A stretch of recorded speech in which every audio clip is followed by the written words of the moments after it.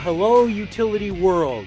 It's Kurt Moreland, Associate Publisher with Utility Fleet Professional, and we have a special edition of Under the UFP Hood.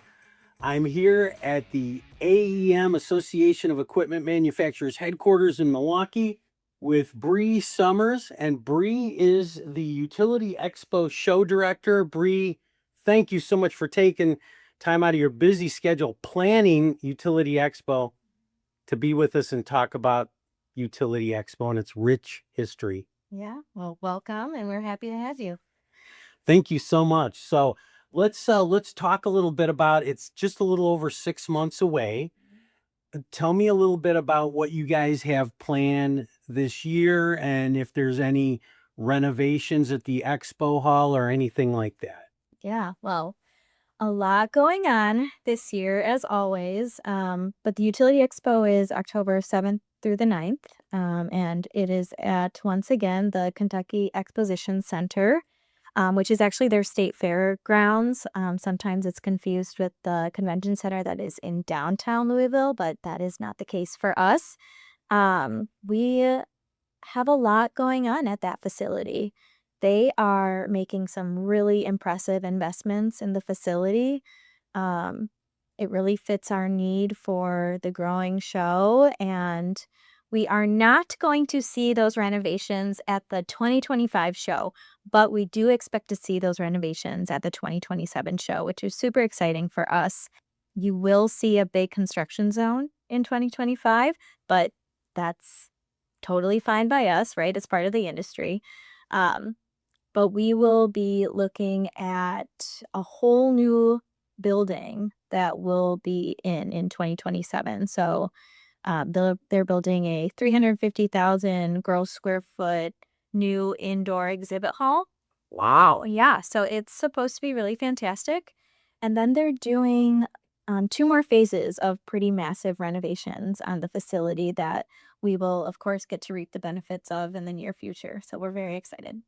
That's amazing. Now, I'm just imagining that everybody has been to Utility Expo or its previous name, ICUEE, and I'm chuckling a little bit because with the name change, I'm glad I don't have to hear anybody say IQE anymore. I could always tell when somebody was new to the industry when they would refer to that, and I would have to correct them. So yeah, Utility Expo is the branding name on that. And so, but I mean, really what makes you guys different than any other trade show is you've got a digging area, you've got the aerial lifts where you can actually go, people can go up and down in there. Yeah. And then you've got the indoor area. About how many indoor exhibitors do you have that support all this equipment? Yeah, so we have, it's actually funny because a lot of people look at us as primarily an outdoor show, right? It's just visually, that's what you see. And on the technical terms, as far as our square footage goes, right, we're about 1.5 million square feet of exhibit space throughout the entire footprint. And 1.1-ish, 1.2-ish of that is outside, right? But we only actually have about 220 of our exhibitors outside. The rest of them are inside. So there are, I think right now, a little under 800 exhibitors inside. Yeah. That's still a lot. Yeah. Mhm. So between, oh, and by the way, that's another important tip is wear comfortable shoes. Yes. And bring multiple. Probably the best tip anybody ever gave me when I started to work on trade shows was you should absolutely be bringing multiple pairs of shoes for each day, and make sure you wear a different pair of shoes each day as well, because a lot of the times your foot gets just kind of ingrained in this shoe, and then even if they're the most comfortable that you can wear, after one day in them, you need to switch it out. Yeah, I always tell people wear comfortable shoes Mhm. because you're walking indoors and outdoors. But I'm kind of going back to like what Lieutenant Dan's advice in Forrest Gump. I always make sure you have comfortable socks Uh-huh. for the shoes Yeah. for that. And it always I'm not a weatherman, No. but it usually rains one day. Says. And then that's when everybody heads to the indoor exhibits, which that's when I take advantage. That's another good thing is bring an umbrella or a poncho. Yeah. Although some of the vendors are good about handing those out. They are. Yep, they're used to the inclement weather that Louisville brings us, but I mean, we're all used to it. I mean, we are in the Midwest right now, right? We never know, and the weathermen also typically don't know what to really tell us. But yeah, we're hoping for mostly sunshine in 2025, but we're prepared for it all. Yeah. Well, it is the utility industry. Yeah. They're used to working in all kinds of weather too. Totally. But it's just kind of where we're having some fun talking about, some of those trends. Yeah. You mentioned Louisville. Tell us a little bit about your partnership with Louisville. It's centrally located in the United States, so it's easy to get to. I love driving there every year. It's a great drive. But tell us about your relationship and why you guys continue to go to Louisville. Yeah, I mean, well, you said it. The location for us is really fantastic. We have a ton, actually, the majority of our attendance is drive-in traffic because it's easy to get to, right? Even ourselves, all of our staff, we just drive because it's only about a 6-hour drive for us from Milwaukee. And honestly, with the flights, sometimes it's almost quicker because you can kind of make your own schedule and you don't have to be sticking to like the airport schedules, which is really nice for us. But yeah, Louisville is fantastic. We have been there for a very long time. We don't have any plans to go anywhere, mostly because of the partnership we have with them, but also because of just the grounds themselves, right? We have some unique features of the show, which includes us actually digging into the ground, which most convention centers really frown upon that. It's typically against the rules, but Louisville has really embraced our demo aspect of the show. They know we can come in and kind of tear things up. But what's fantastic about it is we bring all the equipment to bring it back to its normal state. So they know we're good with it, and they have been just absolutely great partners in that. And that's not expected, right? At other trade shows, and other venues, that's not the norm, and it's hard to find. So Yeah. we love Well, and you mentioned the airport or flying. You can almost walk. Literally, you can almost walk Yeah. from the Louisville airport to the fairgrounds. It's right across Yeah. the highway ramp. Yeah, you can watch the airplanes come in as you're standing outside or up in a bucket truck. I'm glad you mentioned that. That's one of my favorite memories is there's one of the aerial lift devices that goes probably between 100 and 200 feet. And I go up in that, and I can almost feel like I could touch the belly of the Southwest Airlines flights Yeah. that are coming into land. Yes. Yeah, that's funny. We do have obviously the unique feature too that we can bring people up in aerial lifts. And I mean, if you don't do it once when you're there, you're totally missing out. It's such a cool feature, and what an amazing sight to see. I mean, the whole footprint of the show can be viewed from up there. It's really amazing. It's one of the best, I think, parts for anybody who attends the show.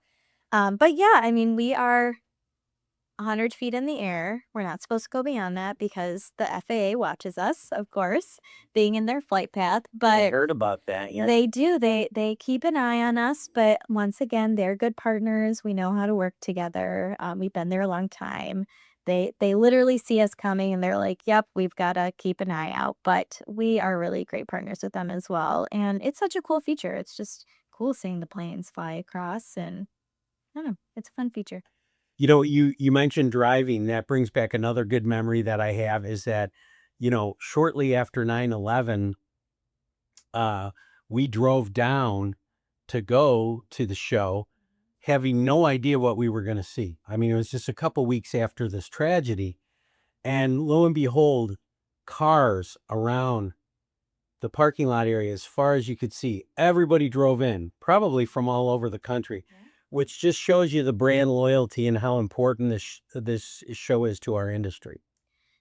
Yeah, and I mean, we were talking earlier, utility professionals, they really do offer or are entitled to do a service for us that is absolutely essential, right? They're not, of course, there are things that happen, but they've got to keep working, you know? They're essential. They got to keep working. And so does the show. Yeah. The show goes on, right? I mean, yeah. Yeah. And then tell us a little bit more about the digging area. I kind of almost sense that there's some rivalries out there between the outdoor exhibits, the digging equipment. It almost seems like they're trying to outdo each other. Oh, yeah. I mean, you could almost say that they're having like sound battles, sound competitions. Who can be the loudest? Who can make the loudest noises and who can kick up the most dirt for sure. We of course as show organizers don't exactly love that every time, but it's so fun. I mean, you walk into what we call Lot K, which is the digging area of the show. Yep, that's the technical term for it. Lot K. Lot Yeah. K. Yep. So Not latte. no, not latte, Lot K. That is where we have all of our exhibitors who are able to actually ground engage. So you see a lot of that equipment in action, and they all have a ton of fun out there. I mean, you walk the aisles and you're seeing people just rooting for each other and making games of it, and it's just kind of like a fun almost mini festival within the footprint. I love that kind of piece of it, and it's loud and it's very, I guess, on brand, right, for the industry. We love it. I'll mention another good memory that I have, but I won't mention the company. But I think one of the digging companies went as far as to fly one of those banner planes in circles over the digging area. I thought, wow, that their marketing was working a little overtime on that one. So Oh yeah. Yeah, and it's competitive. it is competitive, right? You've got some of the top brands there that you would be surprised that they are not as competitive though as you think.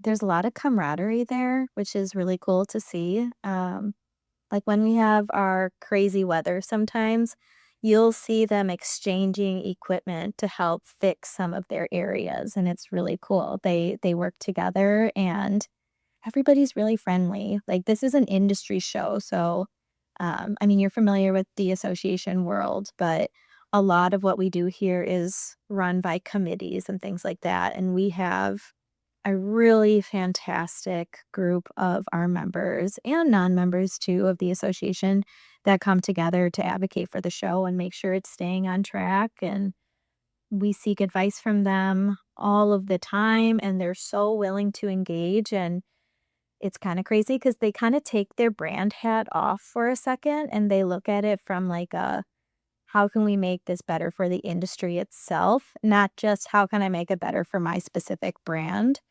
um, and that's been the model that we've worked with for a very long time, and I think it's a big reason why the show is so successful and so, I think ingrained in the industry. You know, we're really in touch with it, and we make a big effort to continue that. So, That's really cool. Yeah, I'm proud to be associated with this industry too. So we're gonna take like a little halftime and have a little fun.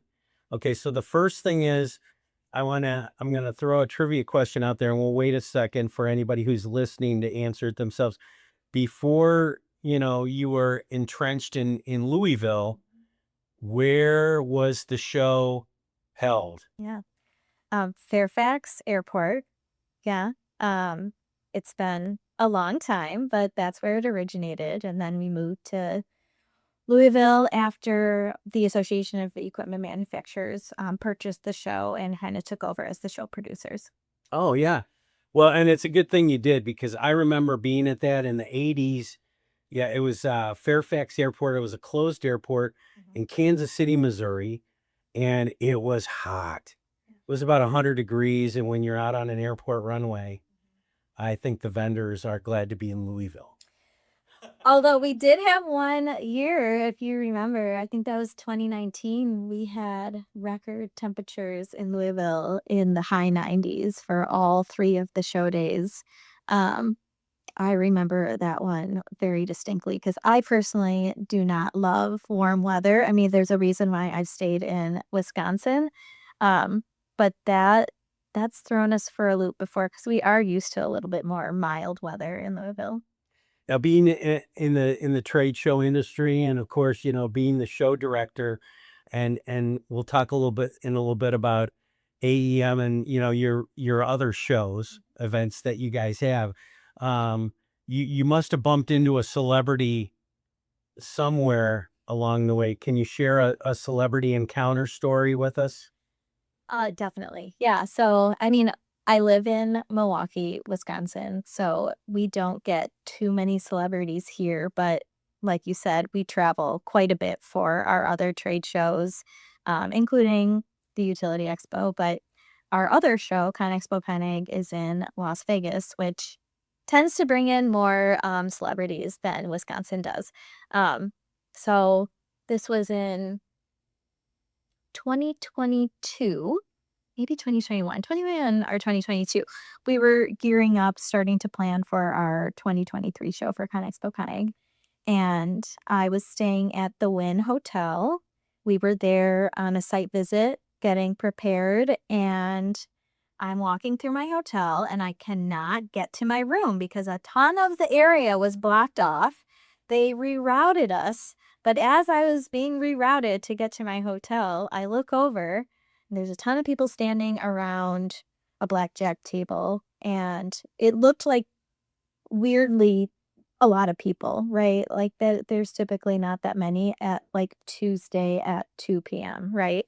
So it got my attention. I looked over and there was Ben Affleck filming a commercial um for the Win, and he's way taller than I ever thought. I mean, it's hard to tell, right, with celebrities, especially I know they do a lot of manipulation of celebrities' heights in shows and movies, but there he was, very clearly standing out, filming a commercial. So I got to watch him do that for a while.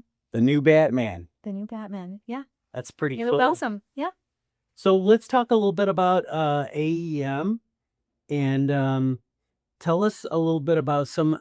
You touched maybe on it a little bit, but the shows that you are involved with and the shows that AEM produces, not only in the United States but worldwide, right?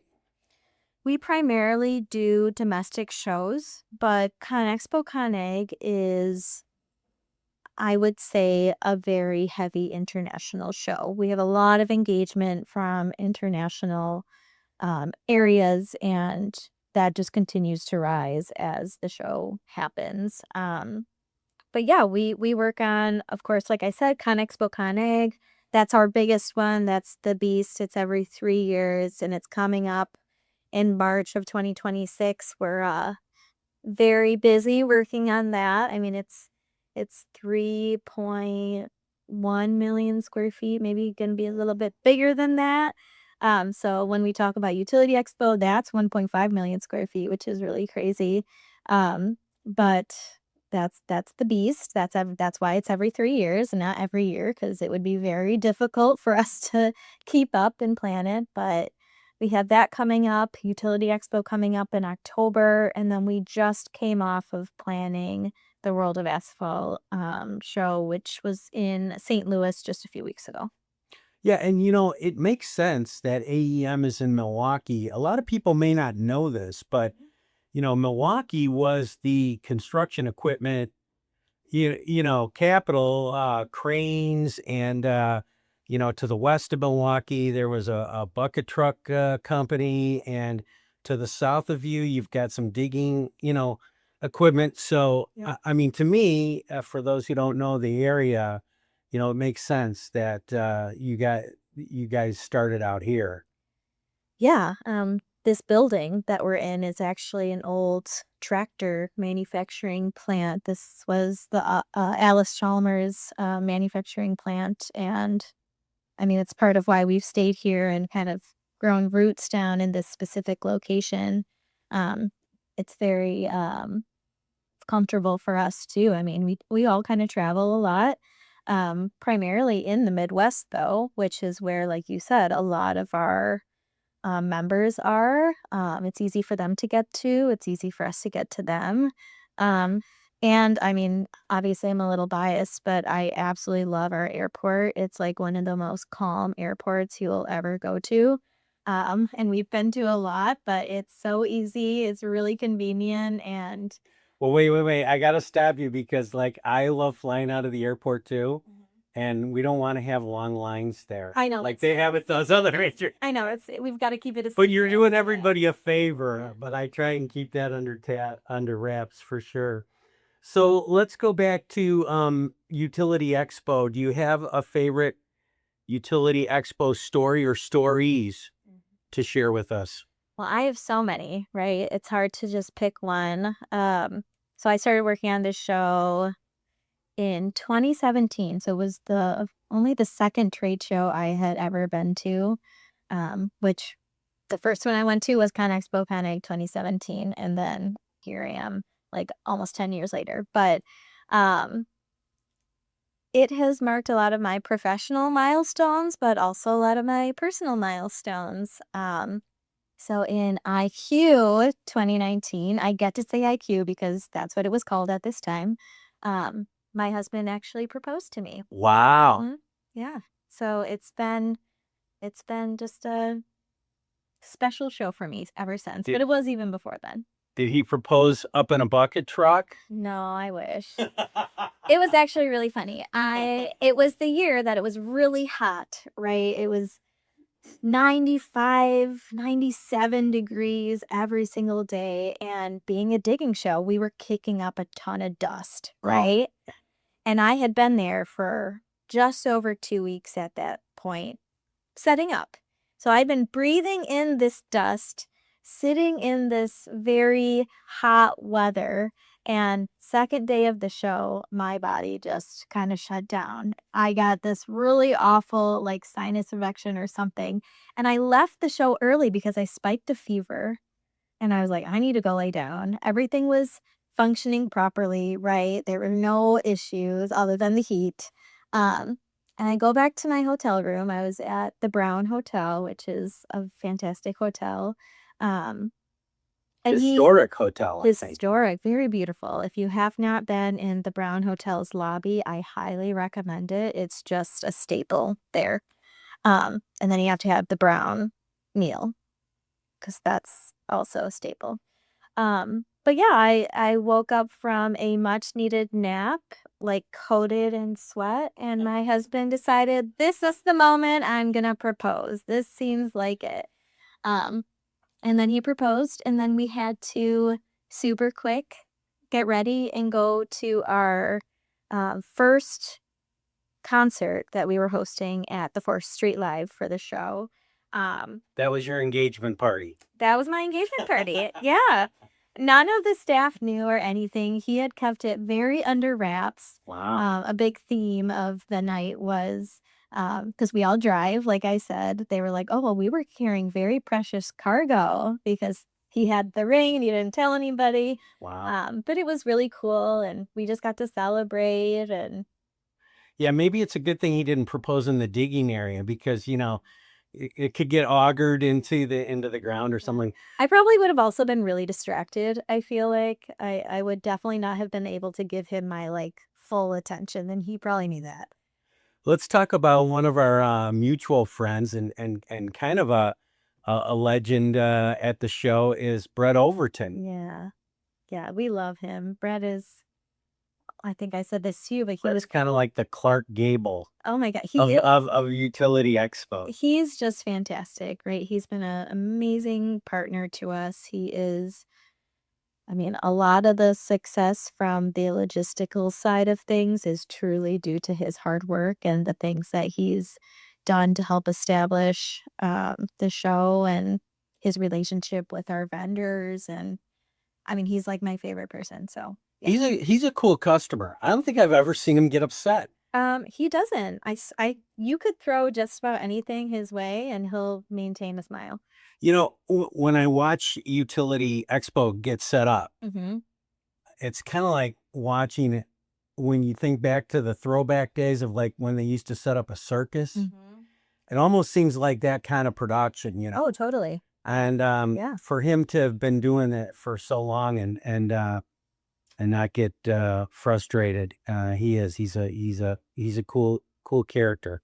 He is, and he's been around since the very beginning of the show. Yeah. He's stuck with it, and he's just as invested as we are, for sure. He's such a worrywart, which is we balance each other out, right? Because he comes with all the worries, and I'm like, I know you're gonna handle them, so I don't even know why you're worried. Yeah. Look for Brett in the golf cart. That's the Yeah. thing. And he's And his probably dad. wearing, yep, and he's probably wearing old IQ gears still. Yeah, we're really trying hard to get him to wear the new gear, but he's set in his ways. Well, we're at the end of April, and so Utility Expo is scheduled for the it's early October. Okay, Yeah. so we're just a little over 6 months away. What advice do you have for people for hotels? Yeah, I mean, hotels is always a challenge no matter where you go, especially for, a ton of people coming into one area for a very short period of time. So, like you would plan any vacation, plan early. Yep. Start looking at hotels now. We open registration mid-May, which means our hotel rooms will open along with that. So of course, we urge you to go through us, but just get to the show. I mean, that's our main objective here. We want you to come see the show. So do what you have to do to get there and stay there. And we do our best to try and give you all the resources we can. Our website is a really great resource once that registration site opens up.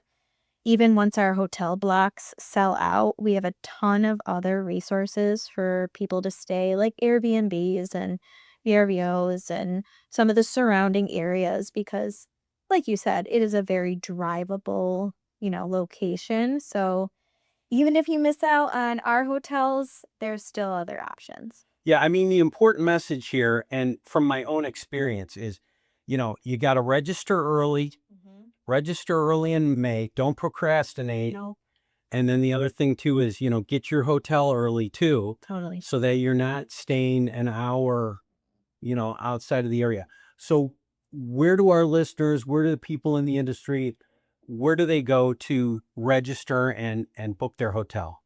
Yeah, so go right to our website, theutilityexpo.com, and there is a whole section in there that says registration and hotels, and that is where it will lead you to all of the places you need to go. So to get your badge, to get your hotels, to look at all of our resources, like we offer hotel shuttles. So at some of our hotels, and most of them, there are some that are not included, but most of them, we offer free hotel shuttle service to get to the grounds because, of course, we are at the state fairgrounds, not downtown. A lot of people get that confused.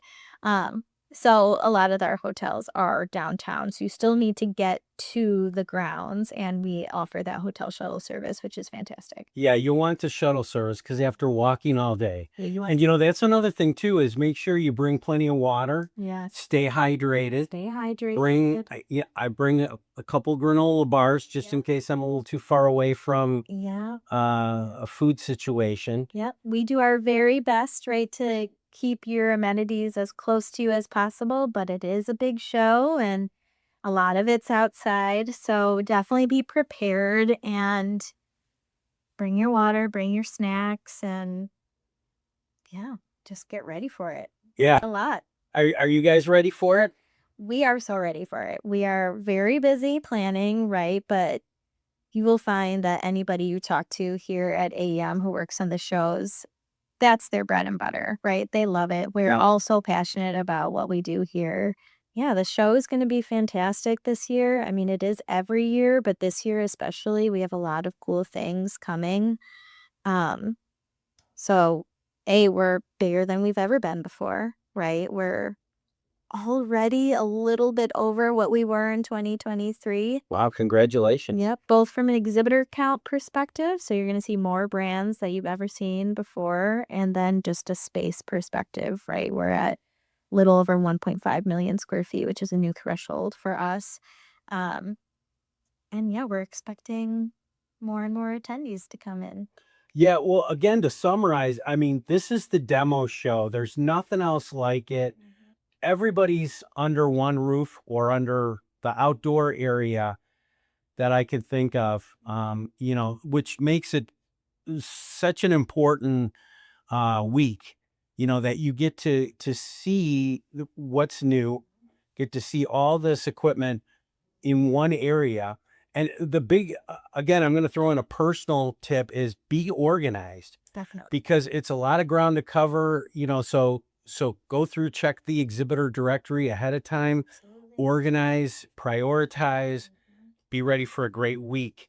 So once again, I want to thank Bree Summers, the Utility Expo show director, for her time and filling us in on what's new and how to get ready for the big show. Yeah, well, thank you so much. You're welcome. Thanks for your time. Thank you. This is Kurt Moreland with another edition of Under the UFP Hood.